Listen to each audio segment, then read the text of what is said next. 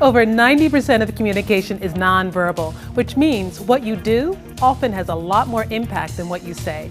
Stand out from the crowd by learning the skills and techniques of effective nonverbal communication. Welcome to the Power of Nonverbal Communication video series, a program designed to give you the professional advantage in all your face-to-face communication.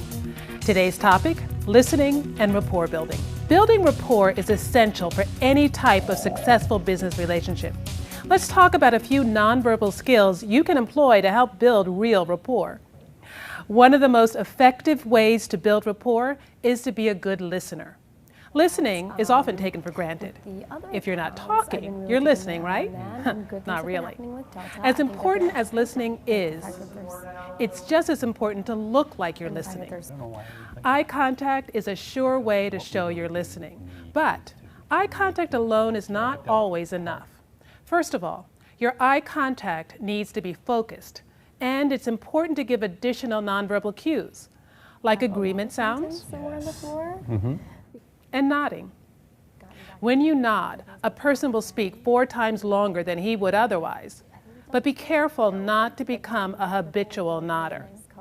A few carefully executed nods go a long way, but like anything else, it's possible to overdo it. There are people who make a habit of nodding, whether or not they agree with or are interested in what you're saying. If you find people talking to you nonstop, even when you're not interested, it's possible you've become a habitual nodder. Leaning forward is another important way to show you're listening, as is using open facial expressions like a smile and raised eyebrows. Knock on my door, send me an email, text me. Notice the difference? Mirroring is another rapport building technique which often happens naturally, but being aware of it can help. Subtle mirroring makes the person you're speaking with feel instant rapport. Notice how these people naturally mirror each other's body language, facial expressions, and gestures. You can also mirror the speaker's vocal tone, vocal pace, and language choices. It's so important that these reports get in on time. You know, I know that, and there will be no more errors like that. And speaking of pace, try not to speak faster than the other person. I happened to see that there was already some suggestions in the suggestion It has a box, tendency to make them feel anxious. Speaking at the same pace or slower creates rapport. I'd like to give you one last tip that's been proven to encourage positive feelings and rapport. That's the power of touch.